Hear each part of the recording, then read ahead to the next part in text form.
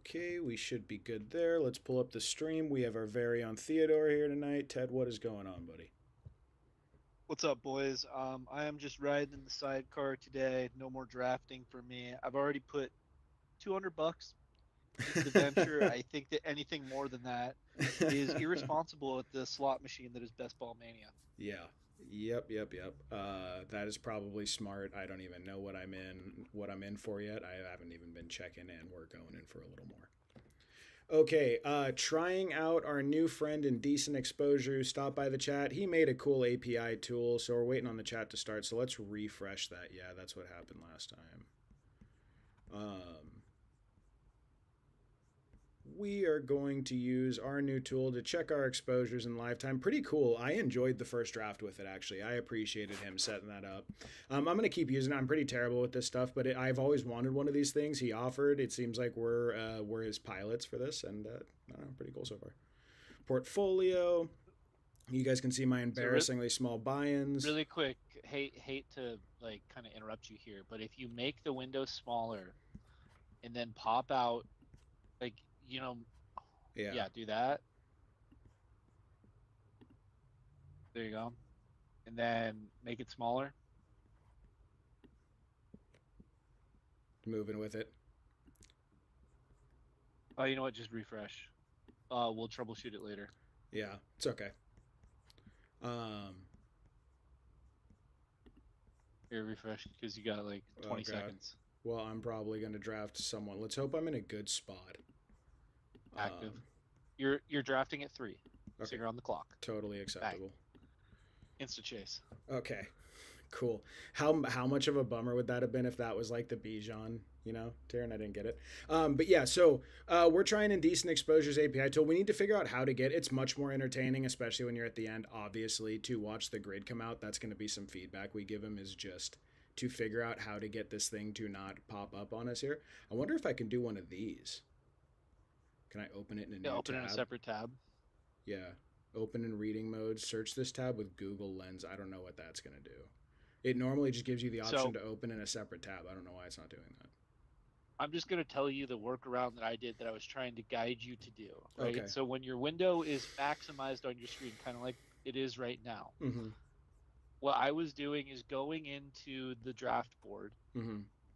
then it would kind of get in the way of the arrow, but then I would minimize the window. I wouldn't like manually No. drag it. Like there's a button where you can make it smaller.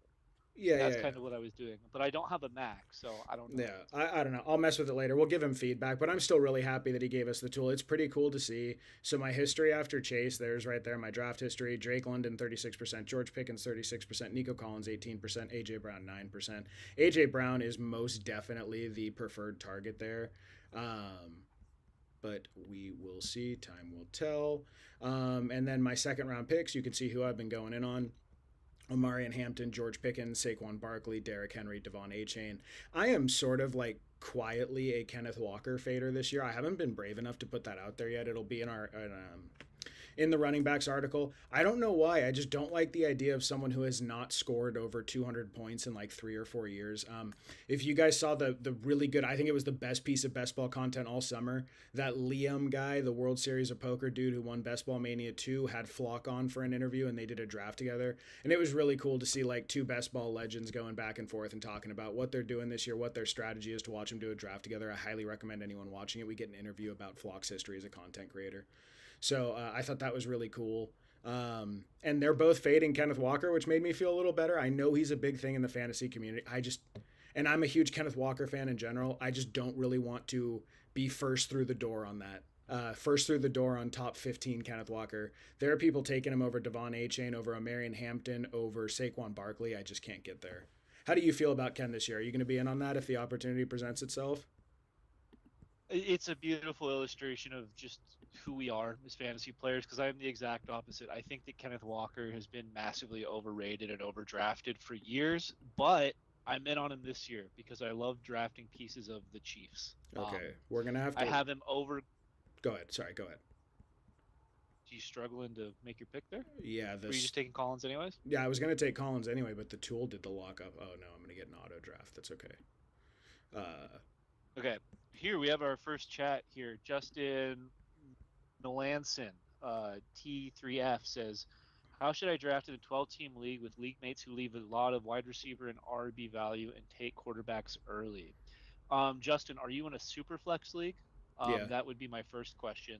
Because if you aren't in a super flex league, I would just be hammering the running back and wide receiver value because the quarterback position is so deep. But you do have to play it differently if it is super flex. Yep, that's exactly what it is. Are you referring to Superflex or are you referring to 12 team? Like regular standard 12 team. Two RBs, Two two wide RBs, two receivers. wide receivers, single quarterback, one flex. Okay. Yeah, man. If they're taking quarterbacks early, I would just let them do that. Yep. Take all the RB and wide receiver value around that, and then especially this year, the quarterback position is so cheap. There's at least like, what number would you say, Yanni? Like at least 10 guys, maybe more, that I think could be top five, Yep. and that I think that like well into the ninth and 10th round, you can get startable guys, right? Like I really like Brock Purdy as a late option. Yanni's a big Trevor Lawrence guy. Yep. There's going to be a lot of options at quarterback, so I'd be happy if I were you that you're drafting with those people. Yep. To me, dude, if they're gonna do it, so look at that. It will not let me. Oh, that's so frustrating. It won't let What are you me. trying to do? Hold on. We're just audibling this whole thing. What are you trying to do? Um, that tool was locking my whole. Was locking up my queue, so I couldn't get into the tool. Remember, he said he pushed updates today. I'm sure that's all that happened. Something weird happened with the update, but I'm not going to risk auto picking. Luckily, I got who I wanted. I was able to get Love in my queue. So we started off Jamar Chase, Collins, Jeremiah Love. Everything's totally good, but I can't have a thing where I'm not able to click the queue. So yeah, Justin, that is exactly what Ted said, dude. And I don't know what early means. Are you saying like, are you going to see Lamar Jackson in the third? Are you going to see Jaden Daniels in like the fourth? Are you going to see Drake May in the early fourth? Are these where are they pushing these guys up to? In any case, I think the biggest thing you can do is you can leverage against it. So what I would do is, do you know where you're drafting yet too is another thing. But if you don't know where you're drafting, that's fine. Um, yeah, absolutely. Do not chase quarterback. You have built-in leverage and like a lot of built-in leverage if your league mates are going to do that. Because if you go get a Trevor Lawrence, a Justin Herbert, a Dak Prescott, a Brock Purdy, and they average top six at the position, and you got them in the seventh or eighth round, you're going to have your entire roster fleshed out by then, and you're going to run them. It's a great thing to be in a league with guys that pull quarterback way up. It really is. It's a very fortunate thing, even though it's a little bit annoying and you can feel panicked or rushed. Don't let yourself feel panicked or rushed. Just take the value as it goes. Start in round 7 looking for your guy. I cannot imagine they're going heavy enough that like Justin Herbert's going to be a 5th round pick or something. That would be wild.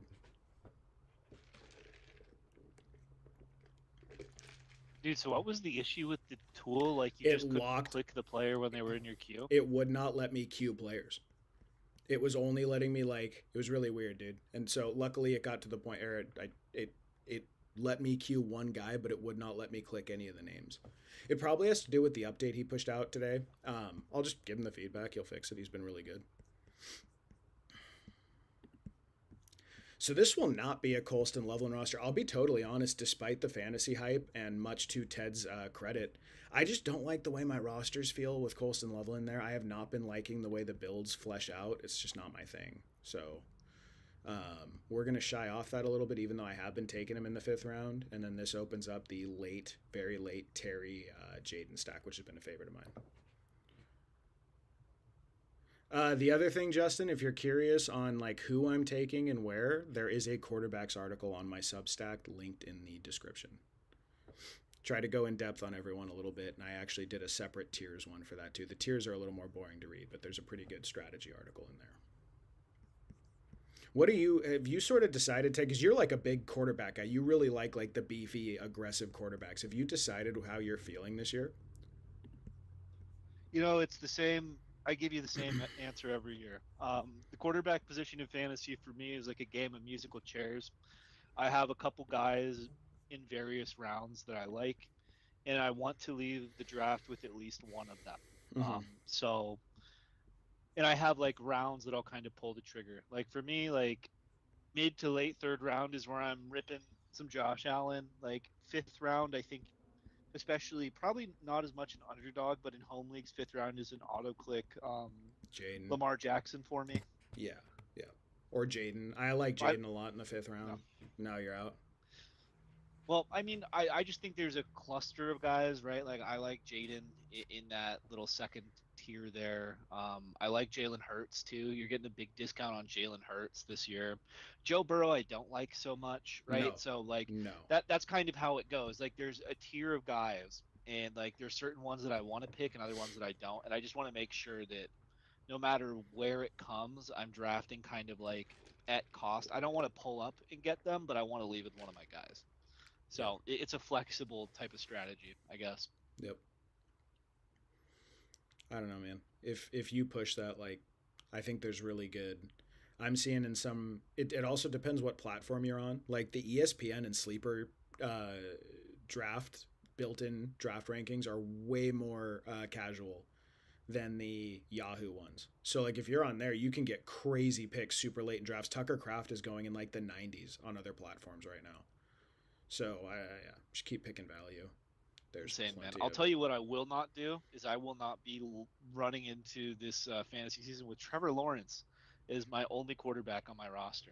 That Yeah, is one of those guys that I won't do it with. yeah, I don't blame you. They ran really hot last year. He ran really hot on rushing touchdowns. The offense ran really hot. Vegas projects them to regress this year. I definitely don't blame you if that pick isn't for you. I mean, again, in that same tier, I have Dak Prescott and Herbert. Like, I don't blame you if you prefer either of those. And Brock Purdy has actually outscored a lot of those guys on a points per game basis. And I think Bo Nix actually takes a big step forward this year. Adding Waddle, I think, is a really big deal. So any of those guys that you might prefer, I completely understand. For me, I'm really high on Trevor Lawrence. But that's a personal thing. I don't blame you at all if you don't follow me in with that.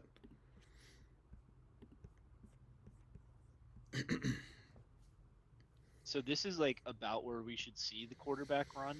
I think Always. like usually this is where one person will do it Yeah. and then everyone else will kind of start drafting quarterbacks. It's really interesting. This is Uh, one of those ones where it would be cool to pull up the board so you can see them all go in successsion. It's like a game of chicken, I feel like, with quarterback, at least in uh, these lobbies, where do once someone does it, then everyone rushes do to get not a guy. do not take an unstacked Jaden. Do not do it, dude. That would be silly of you. Now, do I want to go super risky and get? No, I'm not going to do it. Well, so there's only two guys drafting in between me, but they both don't have quarter. No, we're not risking it. No, no, All no, no, right, so there's one. Now Yanni takes Jaden. I bet this guy comes and gets Caleb. Yep. Oh wait, I bet this guy comes and gets Caleb Let's or see. Jalen There's Hurts. Caleb and Hurts. May went right before me. I would love to get Parker Washington or Marvin on the comeback. I don't think I'm going to. Um, Well, I think these next couple of picks are going to be quarterback. Yeah, so there goes the third one, right? wait, wait. Everyone's kind of scrambling. Oh, come on. Let me get Marvin. If not Marvin, I think I'm going to continue to pull. Did Tucker Craft go in there? No. Okay, so I actually, I don't like the price on Marvin in the mid sixth, but in the early seventh, I will do that all day. I'm happy to get some Marvin Harrison Jr. as my wide receiver four on this build, and then this is a roster where we will go ahead and take Jacoby Brissett, because you have sort of the double stack with Love and Marv there. So Just for reference, Tucker Craft went at the 6-1. People are starting to see did the he? vision and push him Oh, up. Yep. oh, dude, I love that. Again, so talking about value, right? Like what Justin's asking about, dude. If you, to me, I'm just very willing to go Tyler Warren in the fifth. I'm very willing to go Tucker Craft in the sixth and Sam Laporta in the seventh. And if Fannin Jr. comes back to the eighth, he's going in the seventh right now. If he's back in the eighth, I love that price tag too. That's just going to be the range that I live in this year. Not sure where I'm drafting until draft day, but hoping to get the fifth overall to snag one of those first tier guys. I wouldn't hope for the fifth. I would hope for like 1 through 4. But yeah. Okay, so there's Ted's favorite boy, Chuba Hubbard, going there, rounding out a pretty nice running back room for going hero RB. Hampton, Warren, Hubbard. That's a really nice fall, and then getting the good price on Lamar Jackson for the flower stack. Hardest part about my drafts is watching everyone pass up on huge players and having them sniped right before me. Well, yeah, yeah, bro, that's the hardest part of everyone's draft, my friend. Um, Try drafting with a guy that you do a podcast with where we're yeah, talking about fantasy yeah, theory all year, and then we yeah. draft next to each other. That There's happened usually last some year. hurt feelings that happens. Yeah. Yeah, man, that happened last year. We've drawn back to back on a few years, and yeah, certainly no one in the world knows how I think about fantasy better than Ted, and vice versa. So it is very, and frankly, me and Ted are very competitive, and he's beaten me. I would say he's on a heater right now. It's gonna happen.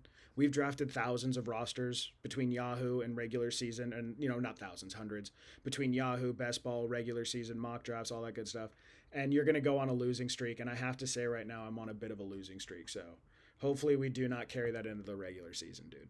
But yeah, I I completely mean, understand. in your defense, I've had more number one overall picks in Yeah, these lobbies than I think yeah, anyone I've ever seen. yeah, Hold on, I'm pulling up my yeah. exposure. I have It's wild. 37% Jameer Gibbs. Yep. If you have more than 37% Jameer Gibbs in your best ball portfolios, let me know. And I think that I think I had six best ball mania entries, and four of those are Gibbs rosters. So I drafted the 101 four times. Yeah. So, Justin, what you have to remember, dude, it is completely okay because watching everyone pass up and having him snipe right before me. So, it's just don't get antsy, dude. Like I get this thing. I'm very excitable, so I totally know how it feels when you're like shaking to get this guy back to you at 80p, and you're all excited and you run to click, and it, just let the board fall to you. There's value in every single round. Again, I'm not trying to keep self-serving here, but I'm gonna have stuff about like each round where you should be sniping. So like one of Ted's big guys is Chuba Hubbard in the seventh, right? If you think Chuba Hubbard holds the starting job there all year, oh damn, dude, you see that the run on Corum and Manungai right before me? I wanted a running back there so badly. You know Dobbins what? is right there, brother. I was gonna say this is actually where I will go, but see, so okay, well there goes Dobbins. So what we're gonna do is we're gonna try to get a late Brock Purdy stack here. We're gonna throw Ricky there, get Brock Purdy, and build out a really beefy quarterback room. Because that was like a running back tier I had high. You know what? If Brock See, goes, Justin, it happens to everyone. It oh happens to yeah, everyone, Justin. it happens to everyone, dude. And that's actually a really good price on Chris Godwin. Actually, shoot. So if I had thought that Brock was going to go there, I would have taken Chris Godwin actually. But I mean, I've been taking a lot of Chris Godwin, so that's okay. Damn though. This is probably where you get some Kenny Gainwell or Rashad White just to get some points on the board because Mm, your running back room is very boom or bust. I know, but we're going to continue with the boomer bust. We're in this deep with the boomer bust, my friend. We're going to keep it rolling. We are going to keep it rolling with a Jonathan Brooks. Um, Let the record show, let the internet be reminded that I told you that Jonathan Brooks was a big fat bust and a mistake. and We you, are, yeah, we are. I've never seen more think piece articles or steam for a guy who has 12 career NFL touches, 24 yards, and hasn't had 20 carries in a game since 2023. yep. So it's been 3 years. But hey, man, he's Hey, exciting at least. hey, if that goes south, you get to absolutely crush me on that. And you've earned that. You've well earned that right. You have resisted the slappy tide, and I completely understand. For this, my thinking here is like I've already taken two such risky shots at this point in my running back room that like I'm willing to just call this roster. So if it works out, it's going to really work out, and if it doesn't, it's going to go to zero, and that's fine. We're trying to turn $5 into $250,000. Like you should do stupid stuff like this every now and again. For what it's worth, it's an absolutely baller wide receiver room. Yeah, I love that wide receiver room. yeah, I'm extraordinarily happy with this, and this might be one where we cut wide receiver off early and throw some extra handcuff shots in here. Yeah, that's a really good, again, really good value on Marvin Harrison. Not necessarily someone I'm targeting, but if he falls enough, like I'm interested. I'm interested in what Marvin Harrison could do this year, and I know there's a lot of really sharp people that are very in on Marvin this year. I don't know if I'm very in, but I'm interested in how his season unfolds for sure. Did you know the Cardinals have the lowest implied team total from Yep. Vegas this year? Oh yeah. That was And news to me. I'm kind of shocked about that they're lower than teams like the Titans or the Jets. it's I'm still bad. drafting the Cardinals, It's bad, but dude. a little nervous. Ooh, if we get a nice 20 pick slide on Jackson Dart, I'll take that. Okay, so All I'd right, like. Justin Yeah, says, there you I'd go. like to know how y'all feel about the range of RBs with Achan, Cook, Hampton, Brown, Barkley, Walker in love. Personally, I target Hampton and Chase Brown. So I feel like we have some pretty solid like orders there, right? Mm-hmm. I'll tell you my order, and Yanni agree with me or disagree with me. For me, I definitely like Cook more than the rest of those guys. I actually have Cook as my number 6 overall player. Mm-hmm. After that first run of wide receivers and the 2 running backs, then for me it is Barkley, Hampton, Brown, Achan, Walker, and Love in that order. So like if you want to break it down into tiers, I have Cook in like S tier. A tier is gonna be like Barkley, Hampton, Brown, and Achan. I'll throw him in there. Walker like A or B tier, and then Love I like by far the least out of those guys, only because of his like where he lives, right? On the Cardinals, who have the lowest applied team total with all of the running backs they have. The Cardinals are spending the most money on their running back room in the entire NFL, which is strange for like a 4-win football team, but that's the direction they went. Yeah, so Justin, for me, the one that I have in a completely different tier from those guys is Cook. I believe Cook has Kamara's old running backs coach. The whole offensive staff is talking about getting him involved in the passing game and sort of revolutionizing their offense to be more Cook centric. Cook was one of the best receiving backs in college of his era. We've seen what his brother Dalvin Cook, he has the pedigree to take on a serious workload. We've seen his brother do it, and I think he can too, even though he's a little bit different of an athlete. If we see like a 15 to 20 catch step forward in James Cook this year, he will absolutely be a fantasy weapon on par with Bijan Robinson and Jameer Gibbs. He will be a 20 plus point per game guy in half PPR. So Cook for me is the one that's in a clear tier apart. I actually prefer Cook certainly over CMC. He's very, because of the injury risk, not because of the player. He's very similar to Jonathan Taylor to me, just with less injury risk. And Jonathan Taylor has a hellacious playoff schedule. So I have Cook completely separate from that tier. Now it's very hard to parse the next one. And then I would say Love. Love belongs more in the back tier, although some really sharp guys do have him way up there. For me, Love is like one of those guys. If he's there at pick 22 to 26, that's a really good value for a top 5 running back because you can pair him with another stud running back or like Puka or Jamar Chase. And I do believe there's a gap between like Love and Hall. I actually would have Jacobs up there in that tier too with Hall. In front of Hall, probably next to Love. I probably prefer Love because of the age, but it's close. But the offense is so much better. So like Jacobs is in there, right? Now at the turn after Cook, my personal thing is going to be Hampton and Barkley. I prefer more than the rest of them by like a little gap. In full PPR though, you need to have Achane and Brown there. The thing, it's a very thick tier, dude. It is completely fine how you want to parse that. For me personally, it's Cook above the rest, and then I switch off between Hampton and Barkley, and then I Achane and Brown only come into the conversation for me in full PPR in terms of moving them above Hampton and Barkley because of the touchdown upside. I wouldn't be surprised at all to see Hampton and Barkley score 15 touchdowns this year. I think Barkley's receiving role is going to go up. This is a Sean McVay offense that he's getting, dude. So you have to balance all that.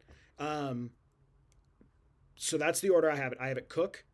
I have not finalized this yet. As of now, I have it Cook, Barkley, Hampton, Brown, Achane, Walker, Love. Um, Yeah, I that's the exact same order I had it in. and depending on how slappy I want to be, I may move Hampton above Barkley, but I'm very close. I feel so much better about. I think Barkley has one last legendary season in him. I'm not ready to be like, oh, Barkley's over the hill, it's over. I think and dude, if he gets like a big receiving role, we could see. I don't think we're gonna see like Revenge of the Barkley like we had that other year. We're gonna take C.J. Stroud here, stack him up with Nico Collins. I don't think we're gonna get like the full blown Revenge of the Barkley year we got the other day, but or the other season. But you know what would be sneaky is a little Woody Marks stack here. It's my running back 5.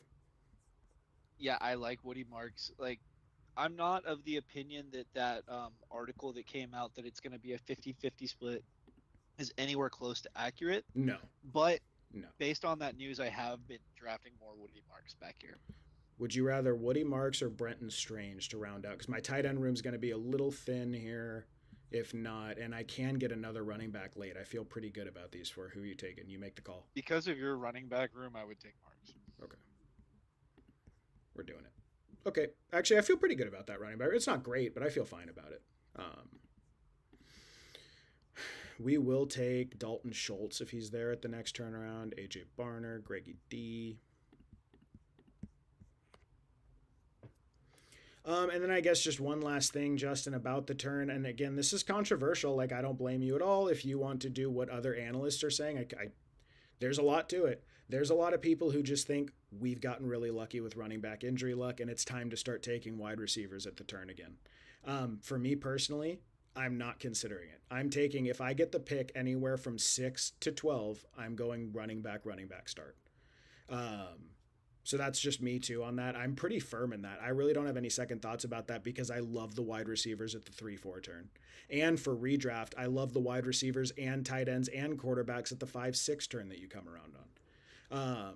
So get two of those guys, set the base for your roster, build out your wide receiver room, and then pick an elite onesie, whether you want to go tight end or quarterback at the 5-6 turn. You're good to go, dude. You have 3 great receivers, 2 great running backs, and a great onesie. Go ahead. I will say, if there was a world where the market was closer to Cook's evaluation than us, yeah, and Cook's, like, say I was drafting 8 and someone came up and took James Cook, I do like Amon-Ra more than the rest of those running backs, so I would, in that scenario, take an Amon-Ra, but it doesn't happen because that's not where he's being drafted. No. So I've just been loading up on Cook. Yeah, I do. I think Amon-Ra is perfectly acceptable. For me, I personally I like the builds that you get out of the running back. But yes, Amon-Ra is like, he's like a warm hug, just a nice safe blanket. Okay, I'm not the biggest Dalton Schultz guy, dude, but we'll probably take him here. Honestly, if I could go Schultz into Barner or Schultz into Greg Dulcich, I'd be pretty happy with that room. Do you know who who Flock is really big on is Kenyon Sadiq this year? It's like, dude, why? You know what, though? That's a 25 pick slide on Jalen McMillan. If he's there, we're going to do that. I mean, I would be interested in Sadiq if he was anywhere that wasn't the New York Jets. I mean, I guess his reasoning was interesting. They said he's a little Kyle Pitts-ish, could have a big catch and run or something. I don't know. I just don't think I want to deal with that. I'm not interested in investing in that offense, pretty much. Like, no. I've really been avoiding drafting Garrett Wilson. I've really been avoiding drafting Breece Hall. The only Jet I'm really in on is Braylon Allen because you can get him in the 18th round in these drafts. Yeah. I'm not throwing any serious draft capital at the Geno Smith-led Jets. Well, I've seen like a lot of guys are really hyped right now. So we're going to take the Dalton Schultz, CJ Stroud stack. We're going to take, I really like actually like all these guys in here. We're going to take whichever tight end we decide we like here. And then we're going to swing around and get Jacoby Brissett. Actually, do we need Jacoby Brissett with Jaden and CJ? Would you just let it ride? I would because of the Jaden Daniels injury risk. Yeah, at that point, it's just if Jaden... Oh, you would get Jacoby Brissett because of Jaden Daniels' injury risk. Yes. Okay. It's never exciting putting Jacoby Brissett. Do you prefer Kenyon Sadiq or Greg? I think I want Sadiq because of the ADP value. I actually wouldn't be surprised at all if Dulcich outscores him. Yeah, that would have probably been one where I would have tacked on like Charbonnet or something. Yeah. Been a Charbonnet. Well, maybe not with your running back room. No, I would have had to look at that. It was kind of like stinky values. Because I just won't draft Sadiq. Like, it's like, okay, you can have Sadiq now, or you can have maybe Ferguson around later, right? Yeah, maybe. Who kind of excites me a little bit more. But I mean, I get it. You get your shots out. Yeah. I just like again, I tried to, oh god, did I just take him out of my queue? I tried to learn from that, you had a Best Ball Mania winner talking to Fantasy Flock, and like it was actually very funny. Flock was sitting there like a little kid, crisscross applesauce on his chair, holding his ankles, asking him questions because he's like talking to a dude who's like a big deal to him. So it was a very silly scene, the two of them interacting. But like I tried to really like listen to what they had to say about what they're thinking when they do these drafts. It's a good opportunity, and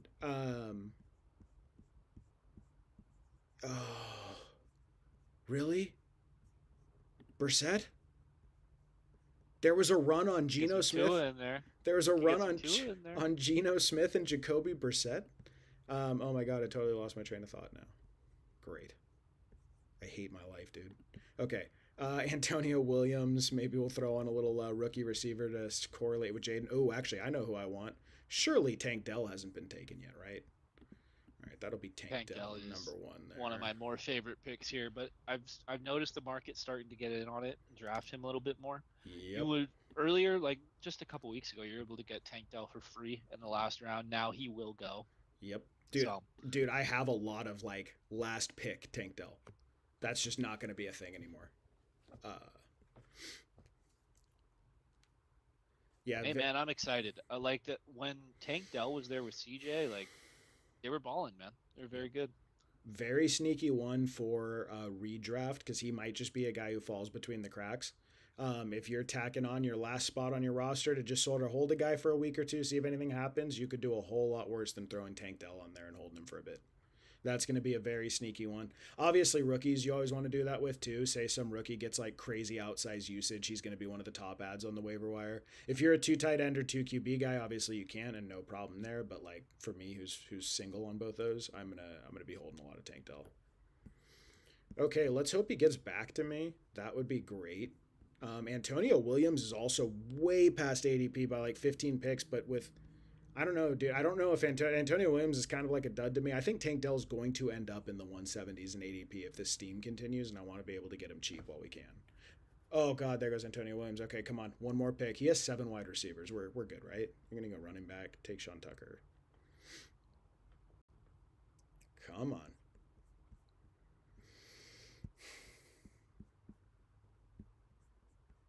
I would love Sean Tucker too if he comes around to me. Okay, cool. Get Tank Dell to add with CJ Stroud. I think there's like a pretty good chance those are their 2 leading receivers, assuming they're healthy, Tank Dell and Nico Collins. So I'm really stoked to complete that stack here. Did you What? see the reports about Tyreek Hill?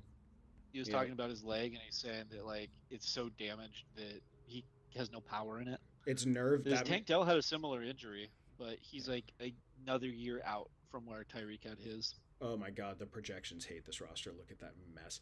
Yeah, it's nerve damage, dude. That's what that means. If he can't push off his leg without power, it means he damaged his nerves in there. It's devastating.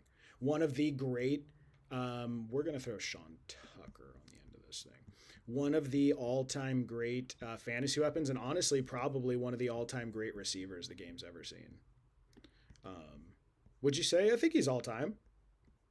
I mean, kind of So defined an era of the NFL. if you were interested in a third quarterback, the Arizona Bayhams seem to think that Carson Carson Beck Beck. is going to eventually be in. Oh, I think he's gonna play eventually. Yeah. You know what? I do have the Arizona stacks. That would be kind of funny. Maybe I'd do it. Take one share of Carson Beck here. I mean, I don't know, It's dude. So here's the thing. Arizona has an incredibly easy playoff schedule. That was one thing Liam said. He's stacking. Liam has Jeremiah Love all the way up at 14 overall because he thinks he's going to be the playoff league winner, which is pretty funny. All right, all right. I don't. If we just do a meme, gonna do a joke here. Maybe we do a joke for a stream. Why not? I wouldn't do it if there's another guy on the board that you think you really want to have, right? But Well, it's Jaden and Stroud. So that would be Noel. Do we want to throw Noel in there? Just one extra Stroud stack. well, I mean, it's your team, not mine. I haven't been drafting any Jalen Noel, Nah, but nah. I just don't see Carson Beck going well. You know what I mean? I just don't think he's like. Okay, so the Arizona Bayhams seem to think that he's going to be like a thing this year, but even if he is a thing, I just don't think he's very good. I think we're gonna get like a who's that fella in Miami who played Quinn Ewers? I think he's very Quinn Ewers, Yeah, he had a great like throw where in. Yeah, yeah. Go ahead. that was pretty much it. He Quinn Ewers vibes to me. I think he's like probably a career backup would be my guess. He had a great throw in practice today. I mean, that was kind of cool. If those clips keep coming out, maybe something comes of it. I don't know. All right, then we're gonna do what I've been doing when I don't have anyone else. We're gonna throw Keenan on there and see if he gets on a team by the end of the year. I think there's a non-zero chance the Commanders call. Probably a zero. We'll throw him on. Big news: Brandon Ayuk purchased a house in Washington D.C. today. Did he actually? $10 million. Yeah. Did he actually? Yes. All right, let's rip another one. Um, I told you, dude, I'm still at, despite his antics, I'm still at like a 95% chance that he plays again. So we'll see. Yep, Oh my I'm God, at again. about 5%, 5 to 10%. Again. So, Justin, I don't know if you hung out or not, but now you get to see how I will be handling the turn with my running backs. Definitely James Cook. Definitely Ashton Genty. Saquon. Omarion. The back of the snake isn't too bad this year. Your only complaint is that you just draft the same team every time and you think it's boring. Yeah, yeah. I don't know. Would you start mixing in like? Would you mix in Justin Jefferson over Genty or Cook? I personally am not comfortable doing that. To be totally honest with you, I'm just not. I don't I think we're getting enough of a I'm sitting discount. out Justin Jefferson this year. Yeah, I'm sitting that one out. I don't think we're getting enough of a discount. We're paying the same price we paid last year after a wide receiver 36 finish. I just don't. I don't know. I guess AJ Brown is like the sharp pick, and in the big money leagues, I'm seeing AJ Brown go in the back half of the first round. Even then, that still feels a little bit riskier to me than like certainly than a James Cook. But even then, like, dude, Genty's probably going to see like 70 receptions this year. He played 85% of his team's snaps in a Clint Kubiak offense. Like, I'm just not leaving that on the board for a receiver personally. So I guess yeah, I do feel some pressure to do something different here. But I just like these builds so much more. And then as you and I have discussed, we're totally on the same page. God, do I love that like mid third through the early fifth receiver range. It just feels so nice and comfy to grab two of those guys. So that's what I've been Yep, doing. been drafting a lot of Mike Evans lately. Getting Oh, some Niners homer in there. oh. Now, you saw obviously that Neighbors avoided the pup. Looks like Neighbors is going to be live for week one now. Did you see that today? Yeah.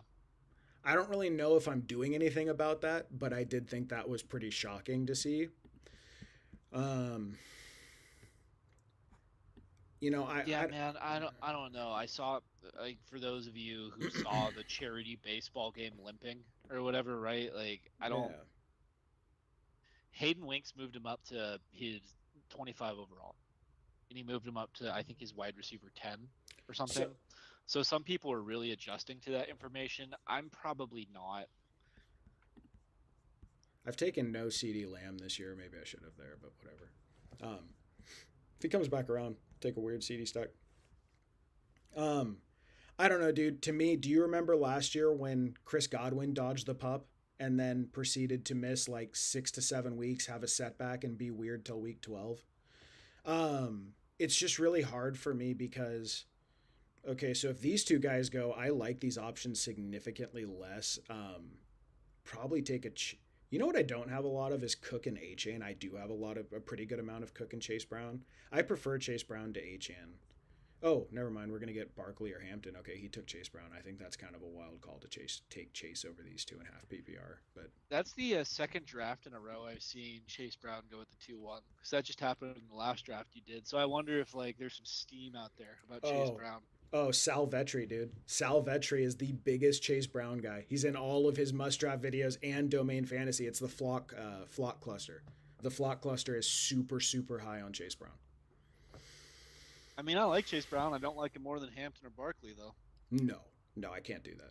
And honestly, I think you could probably in full PPR. Well, in full PPR, he does well too. I think you could have a healthy debate between him and Achan too. Because if your idea is just this guy catches a bunch of passes, Joe Burrow has health issues. Achan, I don't know. Do we continue our streak of taking way mispriced Josh Jacobs while the suspension still looms? I kind of want to keep building that roster while we can. That's been really fun for me to do. Now, did you see how about the report of force feeding Zay Flowers? What'd you make of that? I you know I'm not super interested in Zay Flowers. I will draft him. Like Olave is someone I won't draft. Zay Flowers I would draft like at the very end of the third round, early fourth. But I just love that fourth round receiver range so much that like I'd rather take one of them than Zay Flowers. But I think Zay Flowers is a very good player.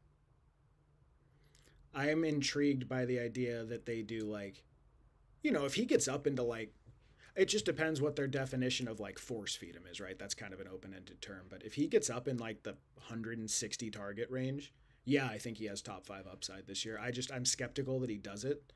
And I still think ultimately Mark Andrews is their red zone target there. And then Derrick Henry. Like, I just don't see him catching. Like, I would be shocked if he catches 9 or 10 touchdowns this year, which I think he would need to do to, like, push into mid range wide receiver 1 value. But there are some people who seem to think he should be a second round pick now, like going up with the Nico Collins and A.J. Brown and Drake London tier. I don't know. I think it's too rich for me. I think I'm just going to let him go if he really chases up like that. I think in your home leagues, I think in Yahoo, he'll be a 3-4 pick turn, maybe a 4th round pick turn, and that's like where he's a smash to me. But if he's not there, I'm not going to chase him up with all these guys that are going crazy now. Well, I mean, like just 1-to-1. Do you prefer Zay Flowers to a guy like T. Higgins or Emeka Egbuka? Not to T. Higgins, no. Emeka, it's close because to me that the idea behind those two is very similar. Um, I haven't really thought about that too much because I'm super high on Emeka and generally Zay Flowers is going behind him in redraft. How about this? It's a decision I hope I don't have to make. I hope I'll let my fellow drafters in the room make the decision for me. I hope. But I do want to keep taking Igbuka before he flies too far up. The fantasy points guys are all over. Not the fantasy points guys, actually. The RotoWire guys are all over Igbuka. High dollar leagues I'm watching, he's going way up. He's gone up 10 spots in this draft since we started doing fast puppies. So I do want to try to get my exposure while I can. I think that window's closing. Because I don't know if Yeah, I'm going man. to. I think the Emeka Egbuka pick is swinging for the fences. Like your downside is the second half of last year, and your upside is like a top 5 seed. Your upside is Cooper Cup. Yep. If not, pretty happy. Should I take my first Nabers share here? Would you get weird?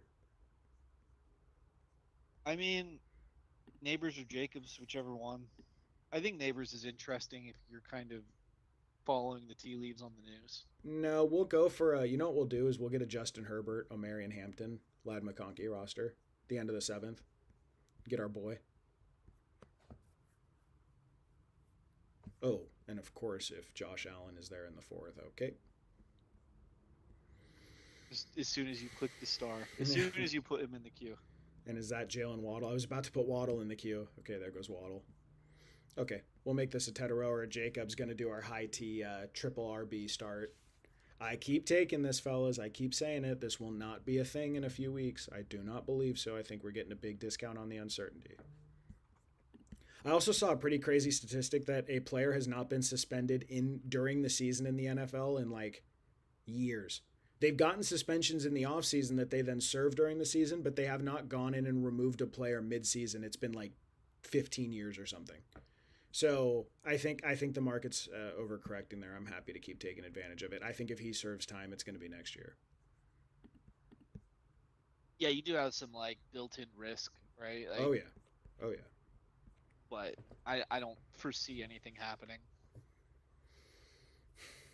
But yeah, so Nabers. Like, I think the price right now on Jacobs is such that he is getting suspended. Yes. Yeah, that's like what he would be doing if he were suspended 4 games. I think he'd be going right about here. Yeah. So it's like you're buying at the floor, get all the upside with it. Definitely a good call. And for redraft though, like for Yahoo, what is he when we did our last mock? He was like 25 to 30, right? Something like that. We need to start ripping some Yahoo mock drafts because we're getting too used to the underdog ADPs. Yeah, we do, and to see what's going on. Yeah, stay current. I don't know, man, but I'll tell you what, if you're drafting on Sleeper or ESPN and you're drafting with casuals that are following those rankings, you're in the money. It's ridiculous where they have some like key guys going. I'm very jealous of you guys that are on those platforms. I think the content creation team that's at Yahoo is the sharpest in the major platform industry between those, and so that's their Yahoo's in-house rankings are just so much better than some of these other guys. So under no circumstances can we go running back here. So we have to hope these running backs get pushed off the board, up the board.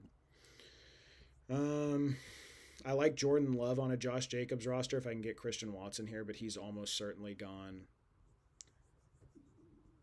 We'll just see what we do with this wide receiver tier. I like JMO. I like Christian Watson. Been taking Romo Dunze over Carnell Tate, but I do still like Carnell Tate quite a bit. That's how we're going to order it. Also need to start mixing in Brian Thomas because even though I do think Parker Washington's the guy there, I don't want to go all in on that because if Brian Thomas is the guy, one of them I think is going to be a league winner this year. I think you should just split your calls up there. I personally prefer Parker Washington, but there's no comparison in terms of the talent and like the pedigree of player you're dealing with or the type of season that BTJ's already put on paper. So I want to continue to split those bets, but I do think you guys should be being brave, taking a deep breath, and taking a swing on one of those. Especially in the eighth round where they're going in redraft. They're going at the 7-8 turn. Bayshall Tootin falling this far. It's kind of interesting. Sucks, dude. But It's a great price. yeah, you're already loaded. Yep. You know my thing, dude, about I cannot stand people who take, hopefully this guy takes a running back. Oh, it's going to be Christian Watson, isn't it? And destroy my Jordan Love stack I was going for. No, thank you, sir. Okay, that opens up a nice Jordan Love later on. Get the stack going with Watson and Jacobs. And if I go Kraft at the 7-8 turn, I can maybe push Herbert to the 8th round. That'll be a really nice Jordan Love trinity there. Let's see, when would we be shooting on Jordan Love?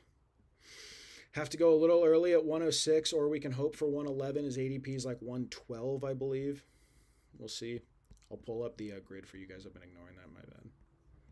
Tiger Woods, the taco, has taken Carnell Tate over the other guys on the board. I think that's a giant mistake. You know, maybe. Out on that pick. If you guys are watching, don't pick Carnell Tate, please. Don't do it. Oh, how dare you? Who said, oh God, what did Liam and Flock say today that he is the next, okay, so, oh God, we're so overweight on Jordan Tyson and Brian Thomas Jr. I kind of do want exposure, but I really do prefer Jordan Tyson. Who are you taking here, Ted? Brian Thomas. All right, we're going to mix in some Brian Thomas because Ted said so. That's my bet for the guy to own in Jacksonville. I'm not Parker Washington pilled like you are. Fair enough, man. Hey, we're doing this thing together. Now we're in it together. Except you don't get anything if I win. You just get to watch me. Just get to watch me win. And I get 20%. As the old saying goes, you get to be happy for your friend. That's what you get to do if I make it. I think you just made that up. I don't know, dude. I see in best ball, I especially like Brian Thomas because I still do think he'll have spike weeks this year. It's more in redraft. I think Parker Washington might get more consistent volume.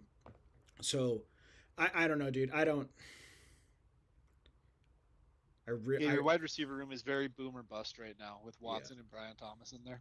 Oh yeah, it does not feel great now. But I think I can get 2 quality ones at the, or 1 quality one plus Jordan Love at the next turn.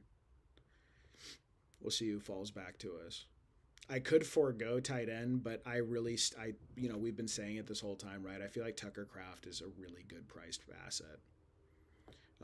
Yeah, and I've been coming up here. Like Tucker Kraft's buried pretty deep down there. I've been coming up in the early 7th. Like when I get the 1-1, I'll take Tucker Kraft at the 7-1.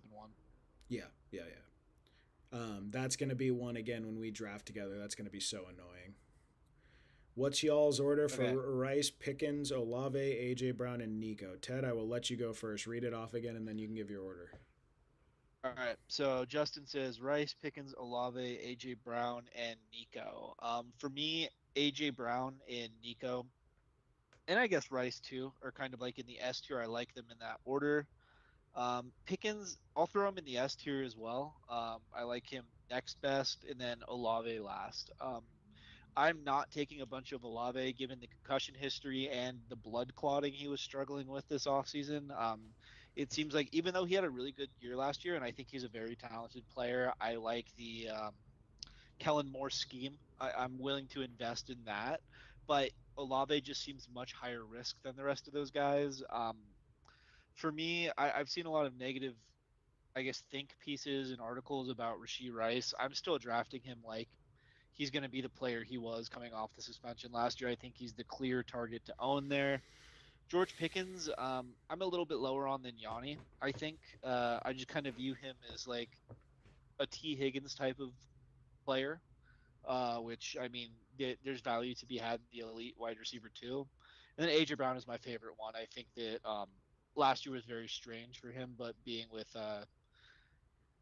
Mike Vrabel and Drake May is going to be a huge improvement for him. I am willing to write off a bunch of the AJ Brown stuff that happened last year to the Jalen Hurts being terrible and God, what was that guy's name? The offensive coordinator I don't for even the know. Eagles. Dead to me forever is what his name is. That guy's terrible human being, or I don't know if he's a terrible human Nick being, but Sirianni's Italian friend. I'm willing oh, to blame Jalen Hurts and Nick Sirianni's Italian friend on the oh, AJ Brown season. I think he's still a top fleet guy in the league. just a monster. So Yeah. one more time, just because we rambled there. AJ Brown, Nico, Rice, Pickens, Olave in that order for me. How do you have it, Yanni? So how I have it, and you're also often going to have Drake London going behind AJ Brown, and I think with the hype that AJ Brown's going to get, please don't take Justin Herbert from me here, dude. Don't be that guy.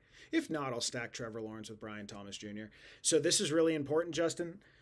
What do tiers mean? Yeah, Kevin Patullo is a villain. Yeah, dude. I'm Kevin great. Patullo, that was him. Kevin Patullo. Yeah, him and Big Dom can eat Italian hoagies together and die somewhere in Philly. So okay, so I'm Greek, right? And we're always stoked when like a Mediterranean, an Italian, a Greek is getting coverage, and of course when we get some steam in the NFL, it's absolutely horrible steam. Patullo just brought shame, man. Okay, we get Justin Herbert with Lad McConkey and O'Marion Hampton. Look, when you go with these three, I'll get to your question in a second. I do just want to explain. When you go with these three running back builds, you're going to be thin at receiver, and then I took a premium tight end. It's just the way it goes, but I'm pretty happy with this so far. Justin Herbert, James Cook, O'Marion Hampton, Josh Jacobs, Lad McConkey, Christian Watson, Brian Thomas Jr., Tucker Kraft. We can make a decision about whether or not we want to shoot on Jordan Love here at the next turn, which I think we kind of have to when you have a build like this. We'll see who's there at receiver for us. Hopefully, we can build out our receiver room a little bit. Okay, so important to understand, Justin, what a tier means. What a tier means for me is under no circumstances am I taking the guys in the next tier ahead of these guys. So what you're going to see when that big slosh of running backs clears is you're often going to see AJ Brown, then Drake London, then Nico Collins. For me, those are the guys I have next, and I'm not willing to take Bowers over them because I think any one of those guys, if they really hit their 95th percentile outcome, can be a top 5 wide receiver this year. Are they going to? No, it's their 95th percentile outcome. But could they? Absolutely. Nico Collins has 3 straight 1,000-yard seasons, and the most games he's played are 15 games. Drake London, with Michael Penix Jr., was pacing for 188 targets. A.J. Brown has still been a wide receiver one for like 3 or 4 years straight, and now gets the best quarterback of his career who loves throwing deep and highly accurate while deep with a really hard schedule where they're going to have to pass. I love those 3. So for me, they're locked in this separate tier, and then Brock Bowers actually comes after that. If you want to take Brock Bowers, if you want to take a Love or a Josh Jacobs, that's totally fine. Go to, running back there. And then these guys come in this next tier of guys, and they're all incredibly close, right? So you have Rice, you have Pickens, and then you have Olave. Olave is last for me there because of multiple health concerns and the fact that they had a 3-level target getter in Jordan Tyson, who the reports from camp today were exactly what you wanted to hear. Running horizontal routes, running zone beater routes while Olave clears out over the top. I think Olave's floor is very low this year. So he's going to actually be a fade for me in that range. And then between Pickens and Rice, so Rashee Rice in points per game and half PPR since 2024 is the wide receiver 2, behind only Jamar Chase in points per game. However, he's played 10 football games in 2 years. So we have a guy who's had serious legal and medical trouble. He has played 10 games in 2 years. So out of a potential 34 games plus playoffs, so like out of a potential 40 games, he has played 10 of them. So I completely understand if people want to be a little bit nervous about Rice. What I don't want to hear is people saying they're nervous about his role. I still think he operates as their wide receiver 1. So to me, the wide receiver 1 for the Chiefs is worth more than the wide receiver 2 for the Cowboys. But I also think it's well within Pickens' range of outcomes this year as they're talking about using him in the slot to go absolutely wild. So I love Pickens as well. I think you probably, especially in full PPR, have to go Rice above him. But you can't go wrong in that tier, dude. That's your world you want to live in. If you come around with a Bijan or a Gibbs, you're going to get to pick one of 2 of these guys. And then Devonta Smith, by the way, belongs up there. I have Devonta Smith either ahead of Rice or right behind Rice, right next to Pickens. He's sort of right next to Rice, Pickens, and Devonta. I have those 3 chunked out together. I really like the idea of Devonta getting massive volume. He feels like such a nice, safe pick for me this year. So I'm completely fine with ripping him in between there. I probably am taking him above Pickens, and I'm 50-50 between him and Rice. Ted is a little bit lower on Devonta Smith. But it's a great tier, Yeah, and dude. it's not anything to do with the player. It's more to do with not being able to unsee what I saw last year with Jalen Hurts. I think that there is just more inherent risk that Devontae doesn't bust because of him as a player, but he busts because the offense might just be broken. I think that's a very real possibility. It's not what my bet would be, but I think that there is risk there where I prefer the other guys. Yeah. I'll take him over Olave though for sure. And the important thing to remember, right? You want to think like a little bit more meta, not as far as like what do I do with these players? It's like what is your build when you're coming around there? Because the answer is very different. If you're coming around with Puka or Jamar Chase, take the second wide receiver, build a robust wide receiver start with one of those three guys I mentioned as my tier one, and then come around and get Love or get Jacobs on the comeback or get Brock Bowers if he slides to the third or Trey McBride if that's your thing. And that's a perfectly good start, dude. You get a nice. I really prefer the anchor running back there. I don't like leaving that turn without a running back. Um, ooh. So do we want to add Golden as another Packers receiver? I feel like that's a lot of Packers. Or do we want to go Wandale here, Ted? That's like I think four with Packers on one. you have a very volatile wide receiver. I might go Wandale. Yeah, just add some Kind of floor. adds safe volume. Yep. Boring volume. I think that's what it needs. I'm pretty happy with this build so far, dude. I also don't like doing like a quadruple stack with one offense because then at some point they're eating off each other's plates with everyone. Yeah, I'm pretty happy with that. You know what you know who I'm gonna be thrilled with if he's there for us. He's gonna go right to the top of our queue. Rashid Shaheed, Stephon One of my Diggs. highest drafted players. Yep, mine I too. think I have like 32% Shaheed in the portfolio. Mine too. I'm over the moon about him. I think on 105 drafts I'm at like 27%, 28%. It's very high. Perfect player for best ball, dude. No stress about when you start him. Just gets in there and does his damage and dips out.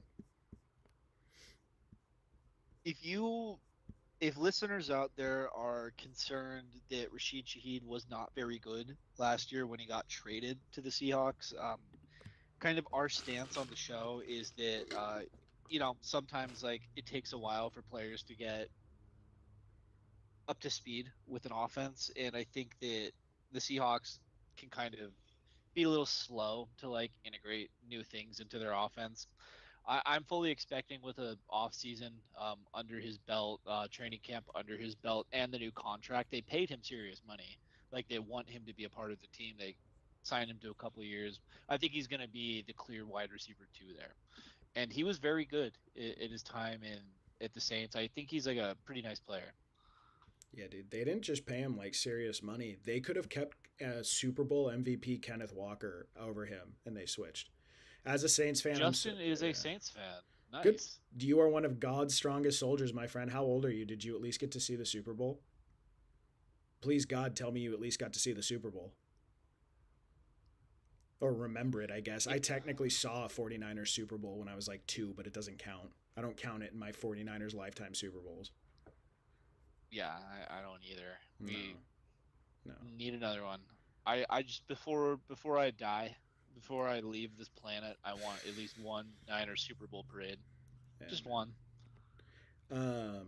I used to work on fishing boats out of Pier 39, Justin, and the owner of Raisin Canes, who was from University of I think New Orleans. New Orleans. He was from one of the. I didn't, bro. I'm only 17, but don't worry. I got to see the no call in the Minnesota Miracle. Oh my god. It'll get better, Justin. It'll get better. Every fan base has to go through this time. Hey, uh, I'd be happy you guys got Kellen Moore. yep. And it looks like you might have I was super out on the Saints last year. I had no respect for Tyler Shuck. I actually think that they might have gotten a capable quarterback. I think Tyler Shuck is a good player, dude. I'm higher on Tyler Shuck. That yes, we get our Rashid Shaheed pick. Let's go, dude. Love that as a wide receiver 5. Very boomer bust room, but I hope you can get 3 booms a week out of these guys. Yeah, man, I would say all things considered, Kellen Moore, like Ted, how many years was I just a creepy Kellen Moore fan? Like I would not, I talked a disturbing amount about what a fan of Kellen Moore I was for literally years. I would feel great about him at the helm. And I think you guys got a smash pick in Jordan Tyson. Jordan Tyson's a special player. I have AI modeling thing for prospects where I was trying to like debate with it. What, I'll say like, do you see this player in him? Do you see this player in him? Pull up all his scouting reports, talk to me about it. And like I spent hours trying to figure out who does he comp to? What does he look like? And I couldn't figure it out using a model that was accessing hundreds of scouting reports. It still couldn't figure out exactly where to place him because he's so good at all sorts of stuff. I think he's a 3-level attacker. I saw like short area quickness. I saw deep down the field, like contested catches. I don't know, dude. I love Jordan Tyson. He's one of my highest rostered players this year. I'm going to absolutely crush him in the 7th round of redraft. I think things are looking way up for the Saints. I'm not necessarily an ETN fan. I don't know why they went and got him, but besides that, I think the Saints are on the rise. ETN's fine. I think he's better than Kamara at this point in his career. But Absolutely. Kamara will be involved. Absolutely. I didn't really dictate the pick there, but I took Dallas Goedert to back up Tucker Kraft. I'm an irrational Dallas Goedert bull this year. So I think that's a really nice tight end room I'm very happy with. For this sort of build with running back, I just sort of forget it until I get 2 guys that'll give me weekly float. I'm not really that worried about it. I'm worried about catching up on receiver here. So our division is so shaky. If we win 9 games, we could make the playoffs. I'll tell you what.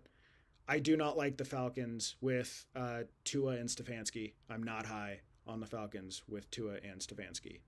I'm not high on the Panthers either with all the injuries. Nick Scorton tore his ACL today, first day in camp, so he's out along with 2 tackles. 5 sacks last year. He was on PFF's #1 riser for the season, and they're out both their tackles, and they're relying on double ACL Jonathan Brooks to bring up the rear. That was, the Panthers are Hubbard. Well, yeah, but I'm saying like they're hyping up double ACL Brooks, dude. That thing's held together with duct tape and chewed gum. The whole operation in Carolina is, I think Bryce Young is out of there later this offseason, if not this year. Yeah, I think the Saints could very much make noise. We'll see. I actually think they're going to win that division now that I think about it. The Saints love to get players that have a New Orleans background, so that's probably the main reason we got Travis A-Chain. Did you see that, by the way? Like, apparently we've been saying ETN's name wrong. No, we haven't. His entire NFL career. Nope, no, we haven't. I will never change. Nope, ETN's been saying ETN's name wrong because that is absolutely not. You have 2 weeks to correct that, sir. You came in the NFL and everyone started calling you something. You had 2 weeks to fix it. He didn't fix it. He's ETN now. And like the thing is, like it abbreviates perfectly. It's a great nickname. I'm sorry. It just is what it is. Yeah, when you're shooting trade offers and you just get to send the 3 letters, it's very nice. I'll never change. Oh, it hits like crack, dude. Okay, so luckily Gadsden goes because I would have felt stupid for not waiting for the Gadsden stack if he was back here. I mean, again, we need to catch up at receiver. I'm kind of tempted to take Trey Harris to stack at this range. I do love Jalen Naylor this year. I do want to continue to keep taking him. I love Jalen Naylor in best ball in the 150s. Do not take him in redraft, but we'll throw him back here. And then a little bit of a tough choice. I like Trey Harris so much less than like a Jawan Jennings or even a Ryan Flournoy with his spike weeks. Trey Tucker. I don't know. Trey Tucker. I don't see the vision what you want this year. Great Niner. We'll always love him for how he helped our football team. But with Kyler there, a guy who really needs touchdowns, probably the 3rd option on that team. If I'm out on Jefferson, I procedurally have to be out on Jawan Jennings too. I just think so. My thinking back here is just who can catch a few touchdowns and have some spike weeks, and I think he's a pretty good red zone target. That's kind of all it is. It's not like I don't think he's gonna crush this year or anything. I mean, we're debating the merits of 14th round picks. Yeah. Underdog at this point, like you're already. That's exactly what digging it is, through the dude. mud. That's exactly what it is. I'm not. Okay, do I have any Geno Smith or Jacoby Brissett stacks? I do not. I will occasionally throw a Geno Smith or Jacoby Brissett back here. What about on round 18-9? Just in case. Nope. We're good off that. We are good off that now and forever. I don't think we've seen the last of 9. I don't think there's any way that Kyler makes it through a full season. Like even if he is good, like when's the last time Kyler's played a full season? Right? He's small. The NFL. I think that there's going to be points at this year where guys have drafted Justin Jefferson. Maybe they were a really excited bull and took him at like 8 overall, and nine's going to be trotting in, and we're going to be right back to where we were last year, just frustrated. dude. I've been I avoiding the whole thing. dude, I don't even think like I don't know. They're saying it's a real quarterback competition. They're saying that they're going to carry this thing all the way into camp, which would be shocking, but maybe they do. Well, dude, if they're saying it's a real quarterback competition, it makes me think that Kyler looks awful, right? Because this shouldn't be. They should be like A Anthony walk in. Richardson when he got displaced by Daniel Jones, right? Like usually when you pay to bring in the veteran, right, for the young guy, like you can't go back, Well, yeah, you but know. yeah, but that makes me wonder, like, because you can go from Kyler to JJ McCarthy, you can't go from JJ McCarthy to Kyler. If you open, Exactly, yeah, so exactly. like I do wonder if even if they think it's even, they just give. I think it's going to be Kyler. I'm drafting like it's Kyler. My bigger problem is I don't think Kyler's a very competent passer anymore. Like his passing stats have declined year after year. I know we keep seeing the statistics that he has been a top 12 quarterback his entire career. That is because no quarterback with over 100 rushing attempts has ever finished outside the top 12, by the way. So when people are talking about like Malik Willis being a top 12 quarterback at an ADP of like QB 22, 23, that's why he's the heaviest quarterback in my portfolio. No quarterback has ever had 100 rushing attempts and finished outside of the top 12. But that's also the same reason why we're in on Kyler from a points per game perspective. And I only really am interested in him in best ball, by the way. He's going to run the ball a lot. He is, dude, his passing numbers have declined year after year after year. His 250-yard passing games are all stacked towards the front of his career and from multiple season ending injuries have occurred since that, right? So I don't know if I'm kind of okay with letting the Minnesota pass catchers go by this year. Again, not in the 15th round I'll take a Juwan Jennings, but I'm talking about for redraft. I think my only pokes at Minnesota are going to be Jordan Mason in like round 10. And I think I'm just going to call it at that. If Jordan Mason gets the starting job, I think he's a great value in round 10. I still think their offense What would be about that competent. Claiborne fella? Yeah, he's kind of a fun like dart throw. What I might do is what we were talking about earlier, the developmental back end bench rookie. Just hold a guy for a couple weeks in the first few weeks of the season and see if he gets run. He's incredibly athletic. He could pop a play and then all of a sudden it's his show, but I. Because the talking points I've seen is that Jordan Mason and Aaron Jones are both at the end of their contracts. This is both their contract years, so they Yeah. might just want to see, especially if they stink, right? They might just want to see what they have in the rookie. So I think it's worth consideration late. so a little bit of a tough call here. Oh well, okay, tough calls made for me. I was going to say Charbonnet swung 21 picks past ADP. I would actually take Bryce Young here just because he's so far past ADP. Would you do that, or would you do Dylan Sampson to get a nice volume running back four here? I kind of think I think Bryce your Young. running back room is so strong. You can You just. should go uncorrelated Bryce Young. Well, too late. He took it. Okay, yeah, we're gonna go Dylan Sampson. I like that as a fourth running back because I think he catches. I don't know, me personally, and I think Ted's on this with me. I think that Sampson has like way more upside than the market's treating him like. I think he catches a lot of balls this year. I continue to be happy to take him. I wouldn't call Samson an upside play, but I think he will be involved to a certain extent. I would be shocked after the injury that Quinshawn Judkins sustained if he's just on the field every down, like he was in his Correct. rookie year. Correct. More of a floor. I guess I should say like he gets more Yeah, volume. He's getting more volume than he's being treated like. Oh, that was. I would have loved Tesla 20 picks past ADP. I think he's a pretty good pick this year. We're gonna go. I've been taking a lot of Terrence Ferguson late, and I do like the value of Terrence Ferguson late. But we'll do a Greg Dulcich here and get some volume going, just in case he's the wide receiver one there, de facto wide receiver one there. Um, I guess I could have added Geno Smith maybe if he comes back around. Again, I'm kind of weird with these. I am not following the three quarterback meta. I'm pretty happy to. And actually, Liam talked about this today with Flock. I build my rosters such that my upside is going to come first and foremost through my running back room. Even in best ball, that's just how I like to play, especially in redraft. I'm okay with having lower upside from my quarterbacks. I play for upside from the running backs, especially in a robust RB start. So, and actually, I think this tight end room is beefy. I think that's a great three tight ends there. being a Saints fan is great because of the effect the team has on the city. The first 2 weeks of 24, crime was at an all-time low, but an hour after week 3, someone was shot. So Oh the city just man. commits crimes based on whether or not the Saints win football games. I love it, man. Oh Listen, god, New dude. Orleans loves that team. I actually I've been to the Superdome before. You ever been, Yanni? No, I have a good New Orleans story, but you do yours first. Oh yeah, my cousin he went to Loyola Marymount, and we went there to New Orleans for his graduation. They did it in the Superdome, so I've been in there, man. I'd love to see a football game in there at some point. So I had a when I was working on the boats on Pier 39, I was living on a fishing boat. I wasn't going to school. I was working like, 90 hours a week on fishing boats for 7 months a year. That was what I was doing. We had a regular come out who was one of the founding members of Raising Cane's. He was from the fraternity in New Orleans that founded Raising Cane's, and he was coming out. He would come out whenever they were opening restaurants in the Bay Area at the time. So he'd bring his sons were in French private school. He'd fly his sons out from France to go fishing for the day. Super wealthy guy. He was a part owner of Raising Cane's. And one of his best friends was a serious fisherman on the bayou in New Orleans. And I was deciding whether or not I was going to go back to college at the time. And I sort of had this choice. He goes, "Look, man, I'll tell you what, if you want to come out, I'll fly you out. We have a cabin on the bayou in New Orleans. My buddy runs like literally like the movie Deliverance. He runs like swamp boats out of New Orleans fishing.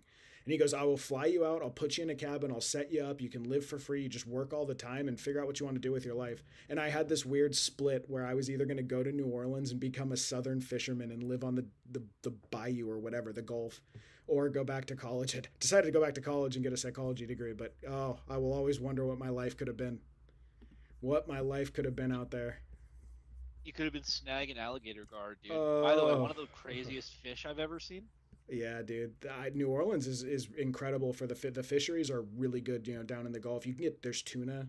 You can do all sorts of really high end fisheries. There's good seafood fisheries, shrimping. Uh, LSU versus Clemson, Natty in the Dome was legendary. Oh man, that is one thing. So I'm from Chico, Justin, and we don't have a football team. And I guess the college didn't have a football team, so I didn't like get to grow up with a good football team or a good college team to root for. Like kind of our closest college team would be like Cal, right? And Cal hasn't been good at football for years. Like they haven't been good since Marshawn Lynch and Aaron Rodgers were there. So it's just kind of like I never had the love of college sports, but being like down there in the South, that's got to be awesome. All those great rivalries in the SEC.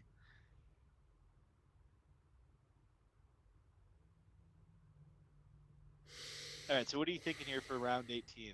I'm seeing Ted Hurst and Elijah Surratt. this is where I've been throwing upside rookies. So I mean, did Mike Washington is just sort of a dart throw with some volume late. I'm totally happy with my tight end room. The quarterbacks, if Jacoby Brissett had come back, I would have taken him. Um, I don't think that rookie that the Ravens took, Lane, looks good at all. I think Surratt is going to operate as our wide receiver 2 this year. Do you have a lean on any of these guys? Is there anyone that you absolutely love here instead? At this point, no. Yeah. I'm kind of high Like on my Surratt, round dude. It's my gone. round 18 pick has usually been like running back. So I've been taking like Braylon Allen when he's back here. No. Sometimes Kalen Black if he's back here, I'll take. It Yeah. really depends on the roster I've already built. I, Um, I don't like if to I go. have a George Kittle roster, I will draft Jake Tonjes back here. When I'm going triple robust RB, I don't like to do the 6 build. So here's the build. Again, I'm a little light on. I do fragile quarterback builds. I'm going to keep doing that. Maybe it bites me in the butt this year. Maybe I need to learn. But I'm doing Justin Herbert and Jordan Love. James Cook, Omarion Hampton, Josh Jacobs, Dylan Sampson, Mike Washington for the upside handcuff. I've explained it before. What I want when I do a triple robust RB start, I want 3 guys because you're only taking scores from 3. I want 1 guy who I think is going to catch passes or score touchdowns to give me some weekly float. And then I want an upside rookie where if he hits, all of a sudden my room's crazy. So Mike Washington, handcuffed to Genty, he's pure handcuff. I don't think he's going to get a whole lot of use, but he may catch some passes and float you. Receiver room, pretty good for going receiver late. Lad McConkey, Christian Watson, Brian Thomas Jr., Wandale Robinson, Rashid Shaheed, Jalen Naylor, Juwan Jennings, and Elijah Surratt, an upside rookie to fill it up. Tight end room, these are 3 of my guys this year, especially at cost. Tucker Kraft, Dallas Goddard, Greg Dulcich. What do you think, Ted? Do you have time to rip one more, or are you bored? You want to go? We've been on here for an hour. We can do one more. That's fun. It's your call. Hear more about Tales of the South from a 17-year-old Saints fan. Yeah, dude, I do definitely want to see. I do definitely want to see Mardi Gras before I die. That's a big one. That's a really big one. I do want to be in New Orleans for Mardi Gras. All right, I'm feeling the 108 for you this time. It's gonna be. You know what it's gonna be. Whatever it's gonna be. It's gonna be in the back third of the draft because I do not get top picks for the life of me. I don't. We're gonna do Back half of the something. draft is totally fine. If you Yeah. miss out on one or two, I think the back half of the draft is better.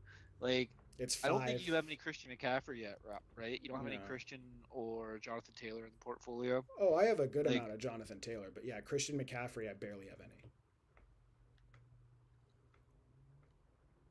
two Niners fans telling you to fade CMC. You know, if he plays all season, maybe he's the league winner, but I would bet against it at We're age 30. we're. I was gonna say we're doing something weird. 109. We're doing something weird if it comes down to it. I think maybe I will try the. Do I want to do a CD start here? I just don't feel great about it, dude. It just is what it Can I is. sell you out to Christian at the 109 if he makes it? Oh, I'll take him if. Oh, absolutely, but he's not gonna make it. Sure. But would you click Christian over James Cook? Yeah, I would yeah. never do it. I wouldn't do it regularly, but like after 110 drafts, yeah, I'll do that. Mardi Gras is a huge culture shock for that and having it around here, but it's a great time. Yeah, man, I don't know. You should see Cesar Chavez in Chico. Caesar's kind of settled down a little bit. It's not the town is different than when we were in school. I Yeah. see a lot less people out and doing the thing. Dude, I remember I was walking back on the last Cesar Chavez I spent out there with McKenna Miller, you whore. I was walking back with McKenna Miller, and and I hope she sees this. And this guy leans over to me like he has something to say, and I stopped on a street corner and looked at him, and he threw up on my shoes. I was like, I had sandals on for Cesar Chavez Day, and he got puke like on my shoes. It was so gross. It was like chunky throw up from like nachos or something. Yeah, man, Cesar Chavez. Hopefully, YouTube doesn't demonetize that word, do they? There's no way. We're not monetized in the first place. Yeah, It but doesn't well, matter. I mean, no content restriction. Saquon Barkley at the six. There's a unique build. Content restriction. Okay, so we will go Amon Ra or Jonathan Taylor here. A little bit of variety. I like that. I actually don't mind starting Amon Ra if this guy does go Taylor. That's fine because I'll come back around. I'll get Jacobs or even Achan at the turn if we have to. Okay, choice made Which for HM? us. Jonathan Taylor. No, I mean at the 3-4 turn, ETN. I don't mind ETN in the fourth. Okay, James Cook, O'Marion Hampton. I mean, I feel like I should go something weird. I don't know what's weird here, Ted. AJ Brown, maybe. Brock Bowers. Take some Brock Bowers. No, not that high. Not at no, no, Get in. That's no. weird. I don't. Do you have any Brock Bowers yet in the portfolio? Nope, haven't taken him once. I under no circumstances would I take him over the running backs. Like, but I don't know. It feels like you're trying to bot out and just do unique stuff this time instead of stick to your board. So this for you is A Chain over Henry, huh? It would actually. I'd probably go Ken Walker. It's Ken Walker or Achan. They're both like right there. I'm gonna take Achan, dude. I don't like Ken Walker this year. I really don't. It's like a pretty hard fade for me at cost. Again, not necessarily what I would do in redraft, but I do want like some degree of uniqueness. And actually, I feel like Jonathan Taylor Achane's pretty cool. I can't think of having gotten that yet. I wish I had the dude's tool up. I wish it didn't freeze up my queue. I'd check how unique that is for me. I had the queue freeze up on me a couple times today when I was drafting, but it auto corrected itself. No, I wasn't really looking when you freaked out and turned it off, so it wouldn't I don't know. it wouldn't let me back in. It like wouldn't let me add guys to the queue, and it wouldn't let me click their names from the left side column. It froze up all of it. And what I didn't want to do is have I'm super weird, dude. If I have like one auto draft pick that I didn't want, it would ruin the whole draft for me. I'd have like a freak out, and I don't want that.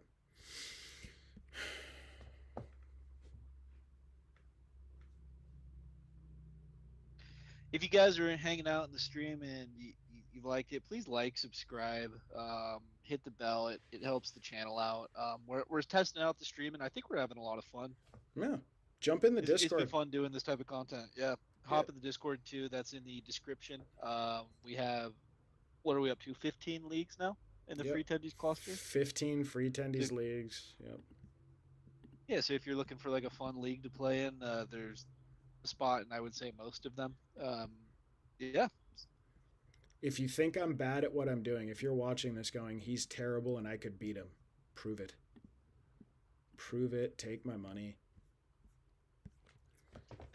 I will say Yanni put a graphic in the Discord that was exclusively for him. The Yep. multiple championships in 1 year. And I Yep. was like, oh man, he was patting himself on the back for that one. No, no, no. It's a real category. It's a multi champion. It's for two or more championships. There's a bunch of people that have had two. There's only one that's had multiple. That's what it is. It's to denote an incredible achievement. That's all. I don't know.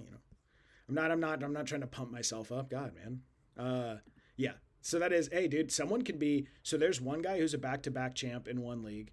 If he wins now, he goes back to back to back. I've never done that. He's going to get his own placard. He's beaten me twice, once for the ship, once in third place. I lost to him 148 to 164 in the championship 2 years ago. Just an awesome match. That was the year he got Jonathan Taylor at the 2-3 turn. Okay, so we're not going to go super robust RB again, although I do think Kyron Williams is a great value here. You know what? We're going to do a Malik Nabers. We're going to do a Malik Nabers at the third round. Hopefully follow him up with Following the tea leaves on the Neighbors news. Do you have the long turn now, or is it the short turn? Short turn. We'll tack on one of these guys here. Go wide receiver. I wouldn't want to have like after this tier of round 4 guys goes, I wouldn't want to be only sitting on Neighbors, but you should have an opportunity to get that really strong like grouping of guys. Yep, and what we're going to try to do is at 105 snag us Jackson Dart, and then maybe add a Mooney at the end of the draft.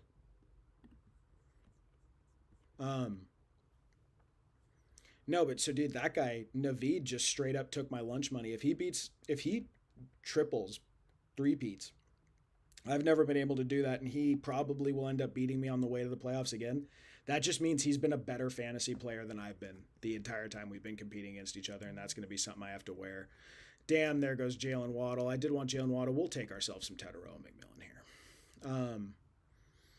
And then there's maybe it's just Naveed is the only back-to-back right now, but I think there's one other one other two-time champ. So there's another person who has a chance to do the 3 championships this year too, besides Naveed. It's good, man. I don't know. I think it's fun to compete for titles. It's fun to talk some trash about it, I think. We got to start instituting some Sacco punishments. Dude, one of the things I'm going to do is I want to live stream our drafts just like this, and certainly the ones you and I are in, we'll go back and forth, but like, I'd love to have you sit and we can just commentate some of them. We'll do some grades or whatever, and we can at the end of the year we'll award the Sackos to like the bottom 5 drafts in the league cluster. Be pretty funny. Yeah, we gotta figure out if we're gonna do live stream or YouTube video. Either one's fine with me. It's up to you, dude. For the ones like I'm doing solo, I'll save you the editing, I think, and just go in there live stream. As you know, with League One, we like to have all the boys in the Discord. Yep. So that's yeah. Unless you want to have like Adrian in a call. Absolutely. Moderate that. Under no circumstances whatsoever will Adrian go on a live video on YouTube. There's no way, dude. Do you remember, which we will absolutely not repeat here, some of his favorite things to bellow out in the middle of a night out? There's no way. No. And actually, I need to be going wide receiver here anyway because of the thing. But let's see. If any of these guys fall back, I'm moderately interested in getting some like weird exposures I haven't been doing. Oh, God. To me, once Devontae Adams goes, like, that's kind of the end of the tier. I don't know, dude. I'm going to challenge you to stop putting Carnell Tate in your queue, man. You got to cut that out. I want to keep Carnell Tate's going to be a big fat loser this year at ADP. I'm intrigued by the corollary between him and Malik Nabers. That Brian Daboll took a rookie receiver and was willing to give him 12 to 15 targets a game. And that they took this guy top 4 over Tyson. I think there's like some storyline reasons to be intrigued by that, I am terrified by Cam Ward being able to support a we haven't seen it yet, right? Like I like Cam Ward. I think he will work out as a quarterback eventually, but there has been nothing that he's put on tape that suggests that he can support like a wide receiver like that. Yeah, Maybe yeah. I'm wrong. Maybe Carnell Tate comes out here and he's the next Malik Nabers, and I look like a big dumb stooge. But So, I've been avoiding it. I've much preferred Calvin Ridley in like the 16th round. so what do you think? Um, I know you hate this player, and it's been like a series of jokes between the two of us.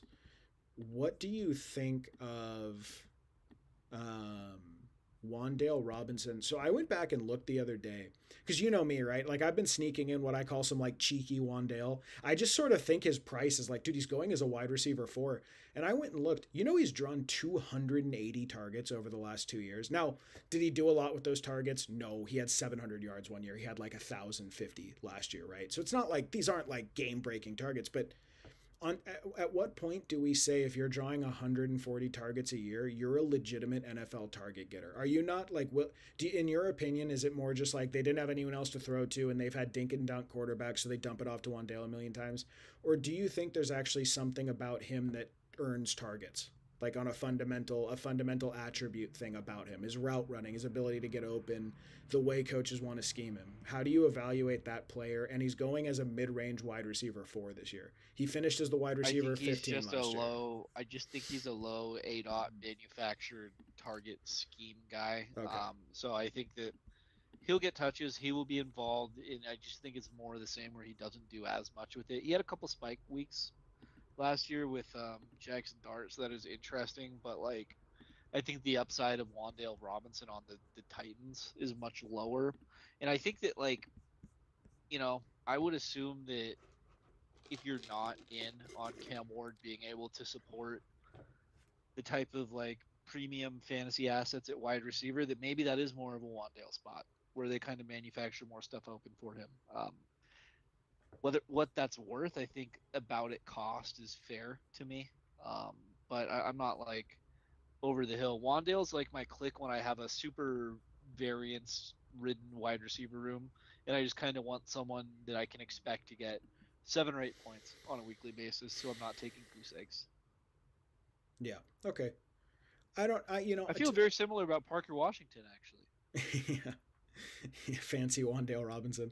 That's good. That's a really good insult. You should break that out at some point this year. I laughed. I actually laughed out loud because obviously I wasn't being serious when I put up that tweet. That's actually from the Liam dude saying that Parker Washington's closest comparison is Jerry Rice.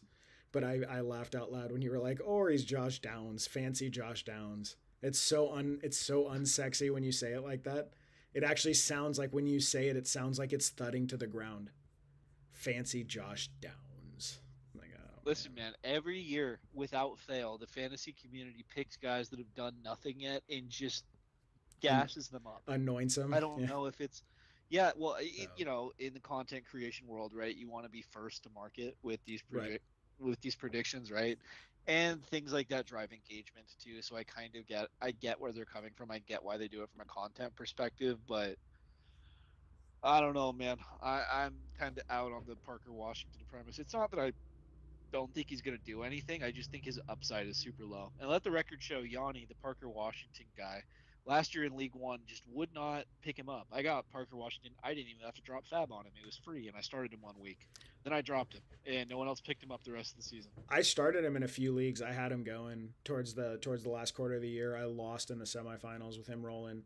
Um, dude, again, like I told you, it's actually stomach turning for me to put this on film, right? Because but it's here's what kills me. It's just actually what I think, so I feel obligated to say it because it's what I think.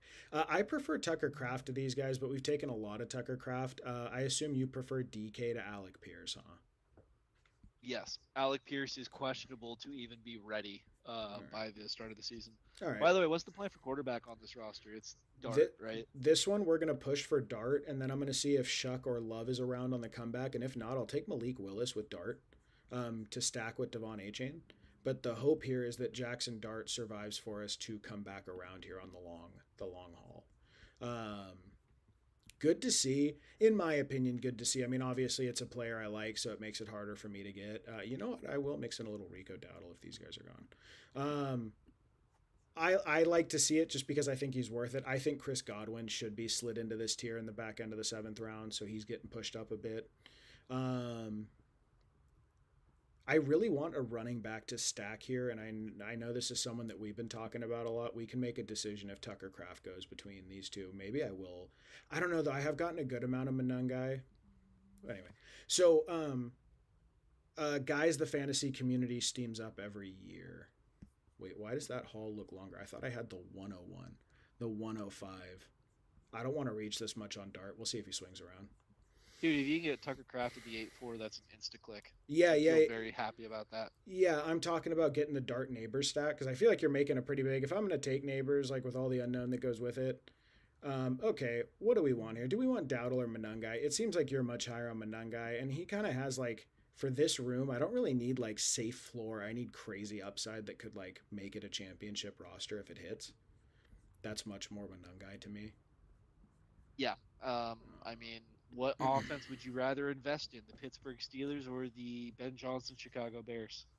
Yeah. It's a pretty easy answer for me.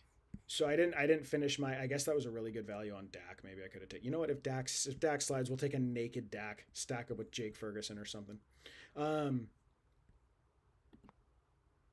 so what I was saying, I hate committing something like this on tape because it's really embarrassing if you get it wrong. But the problem is like it's really what I think. Like I've really tried to interrogate, is this, am I sure this is what I think? Because if it is, then I feel obligated to plant my flag on it. Um, I really think that I know what I saw when I look back at the Parker Washington tape. I think that's a good football player, dude. I think he had a year three breakout, which used to be when wide receivers break out. And now we're getting all this stuff that he's first in the door, last out the door. He's tucked into Trevor's hip pocket. The Jaguars want to extend him. Liam Cohn's doing press conferences about him. His yards per route run were a historical outlier in the NFL last year. He's an excellent kick returner, so you sort of get some covert upside there. If he returned like 3 or 4 touchdowns last year. Those actually still count in any Yahoo standard scoring league. And to me, like when you see him working every level of the field, when you see him hammering contested catches, when you see Trevor Lawrence force feeding him when he's not open, when you see short area quickness, which is like the Amon-Ra St. Brown stratifier, Jackson Dart isn't going to survive, is he? God damn it. I mean, the very obvious counter to what you're saying is the Brian Thomas Jr. season last year, right? Like, my bet, what I'm kind of flag planting on is that was like an injury weird outlier season for him, and I'm in on Brian Thomas. So I think that with that, Parker Washington's just going to kind of miss out. And I also feel like if Travis Hunter is going to play offense, right? If he's going to be involved in the offense, I think that comes at Parker Washington, his cost, I guess. So I don't know.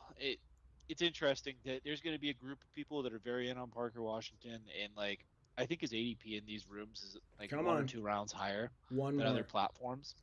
Yep. So either there's going to be some very, very happy Parker Washington people, or there's going to be people that are like, I don't know why I made that pick.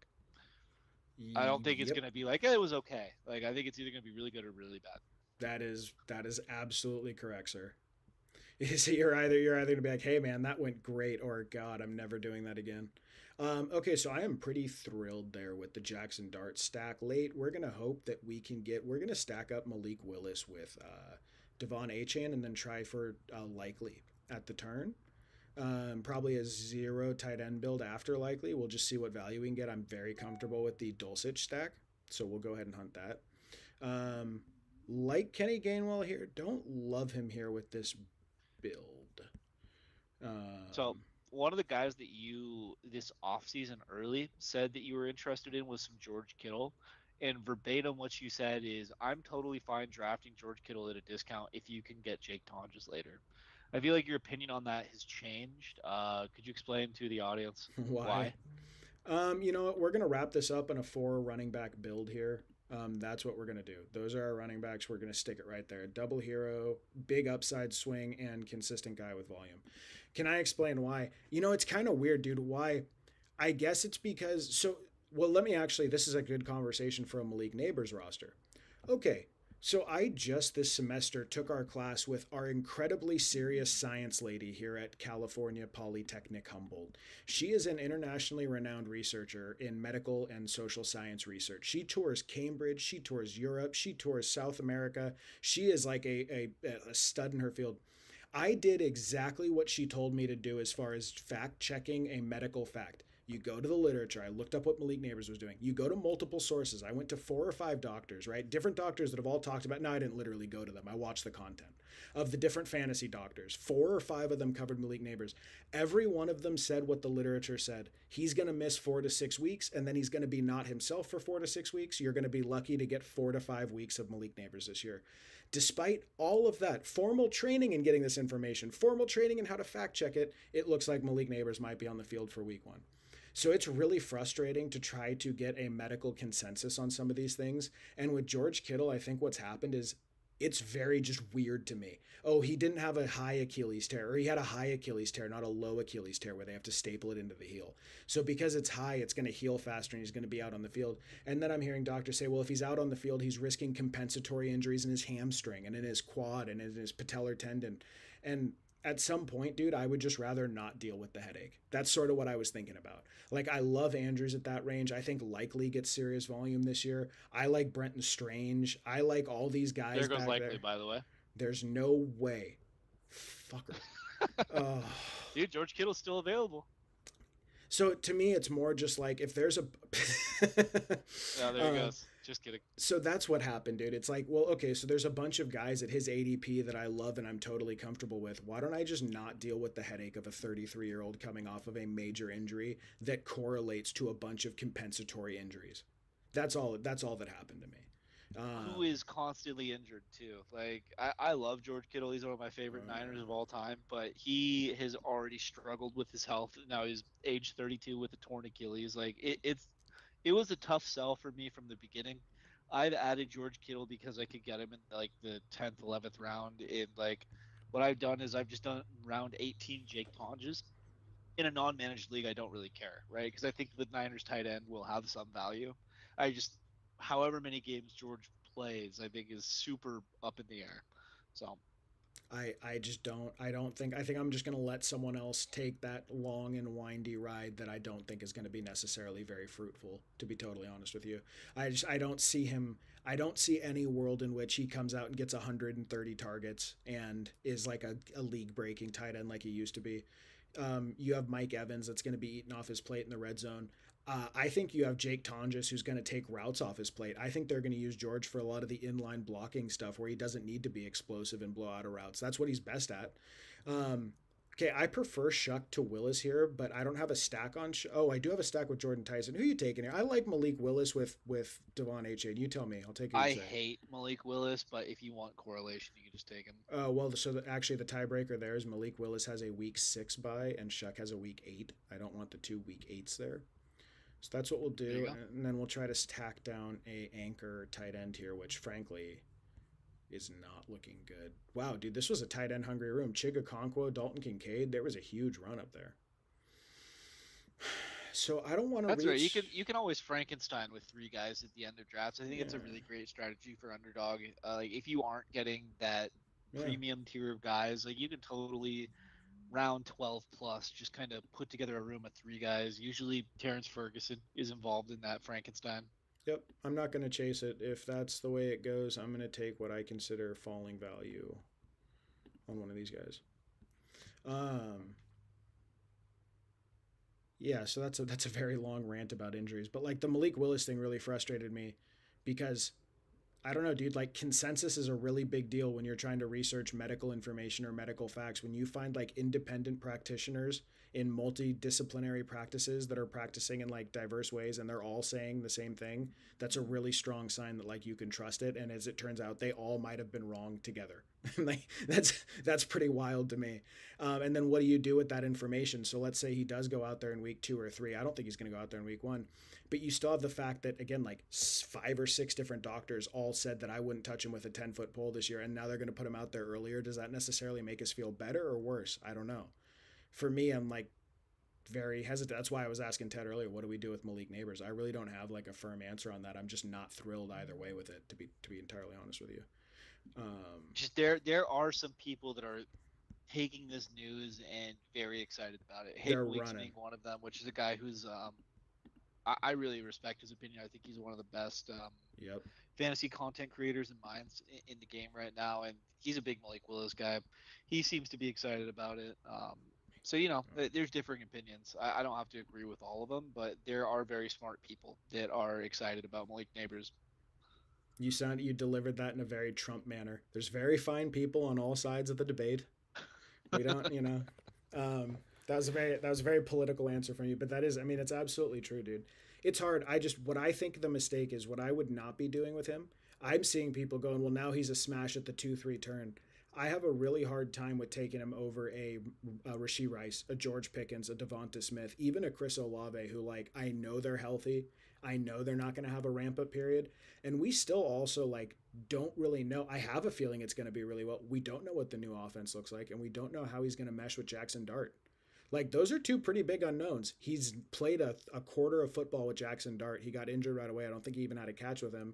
And then this is not the same offense or the same coaching staff or the same philosophy.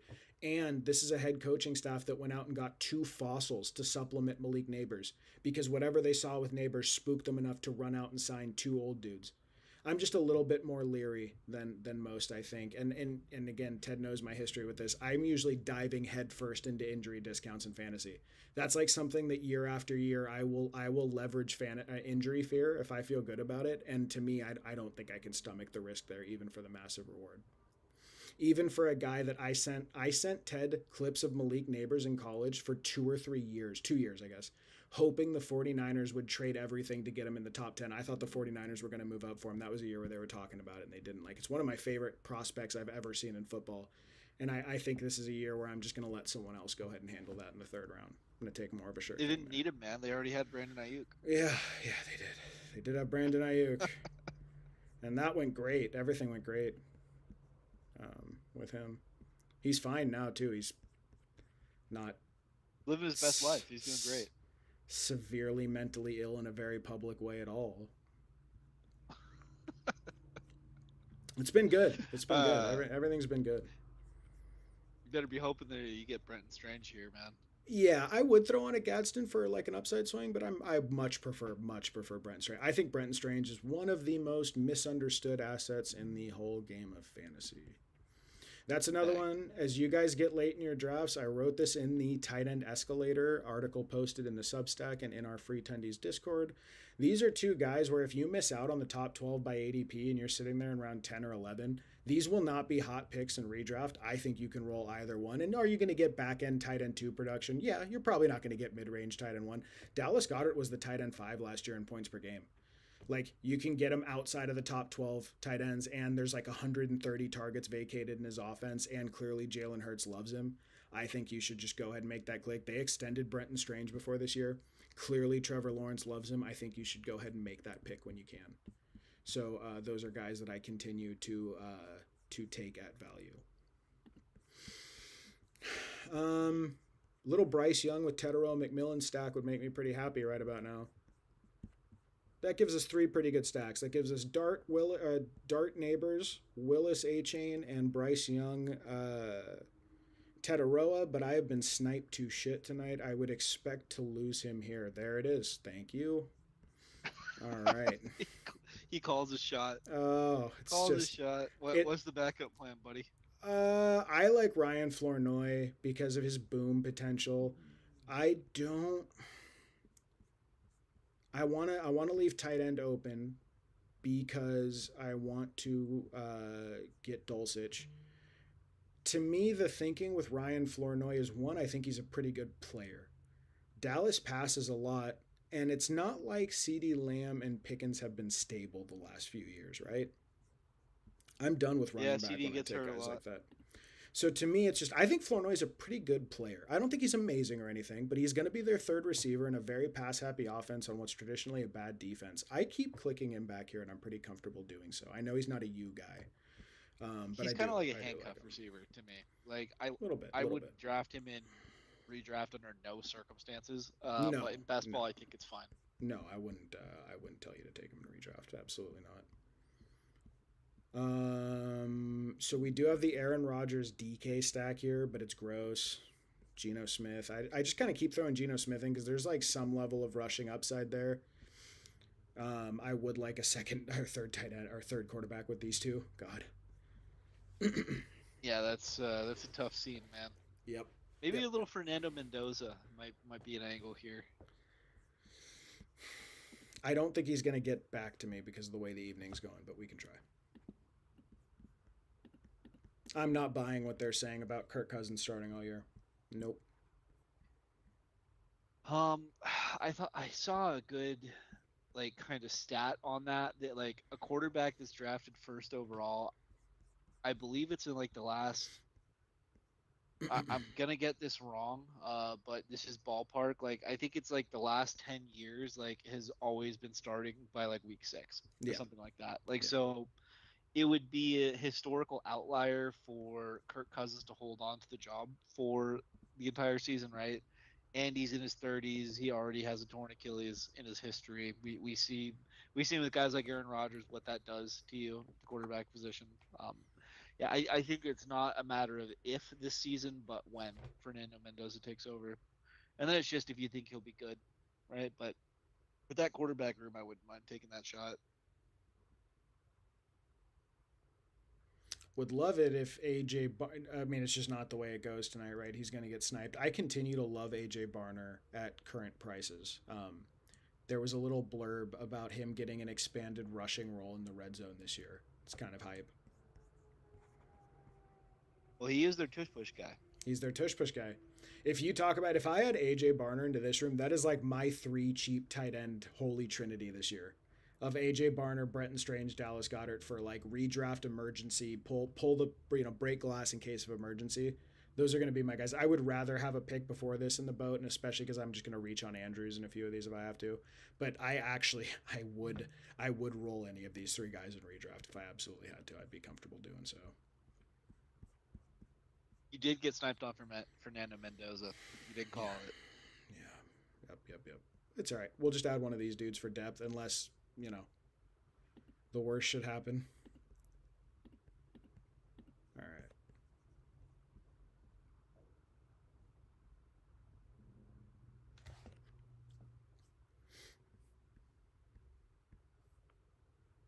All right, very happy with that tight end room for going pretty late tight end. And actually, I know you're not a Malik Willis guy, but again, if you hold to the 100 rushing attempts per season heuristic, Dart and Willis are both situated really, really well this year. So I'm pretty comfortable with both of them. I would just like to add someone to sort of float those down weeks that I'm sure there will be there when they're such like up and down passers. Let's see where this guy goes. It's going to be Aaron Rodgers or Geno Smith. He has one quarterback.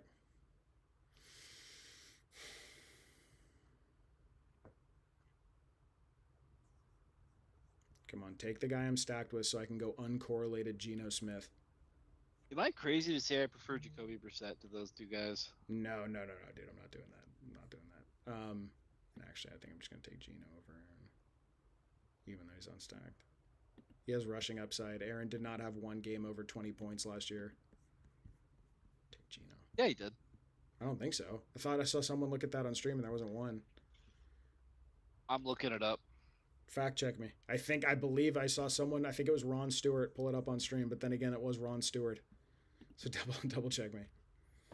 Shout out to Ron Stewart's weight loss. Actually, pretty incredible what he's done there. Yeah, man. Now, let's be fair. It's definitely Week 1 against the Jets, 25.66 okay. points. All right, but Four passing touchdowns. Has he done it since?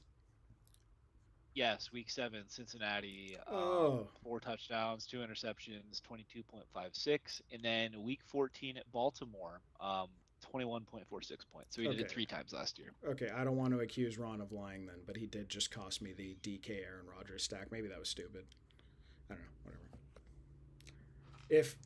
If my pick 184 quarterback 3 is what was going to determine whether or not this made it or not, it was probably in trouble well before it ever got to that point. I'm just now remembering that I'm looking at it how gangbusters that Jets and Steelers game went week 1 last year. Yep, I I remember remember thinking that Justin Fields might have finally figured it out. that. I I was remember that. actually second guessing myself. Yeah. I've been a Justin Fields fader from day one. And there was one week that was ever in doubt, and it was the season that everyone finally got on board week 1. I believed as soon as I believed, then he proved me right. All Or I right. guess made me wrong. We'll sprinkle in, if Darnell Mooney goes, we'll sprinkle in Malachi Fields, the Giants rookie. I would much rather get Darnell Mooney here. Because okay, there goes Darnell Mooney, of course. We'll go ahead and put the Giants rookie in there because he is a pick of the coaching staff. Is So Tank Dell still available? nope, nope. Yep. He's The going early, rooms are dude. getting sharper. Yeah, The rooms are getting sharper. he's going early. He should be. He should absolutely be. I wouldn't be surprised at all to see him as like low as the 140s if he really like starts to really look good. And people just aren't concerned about it anymore. I could see him going real high. Just don't really want to stack another running back on here because frankly, I'm not that worried about taking score. You shouldn't really be taking a third running back score anyway. And I think I don't know. I'm a Gainwell guy, but I think Menungai. I don't know. I'm not that. I would be surprised if these four guys do not give me a score that one of these guys would give me. All right, we're gonna go New York Giants rookie Malachi Fields for Jackson Dart. Maybe we get a pop off at the right time.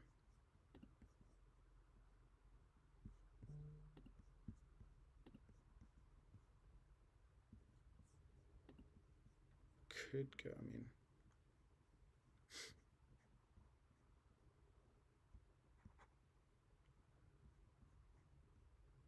could go a little like Jordan James. Just big swing. I thought it was Kalen Black, man. Yeah, I don't know. Are you Jordan. wavering on your faith that Kalen Black is the RB2 in San Francisco? Well, now Jordan James got all the good ink today. It's kind of exciting.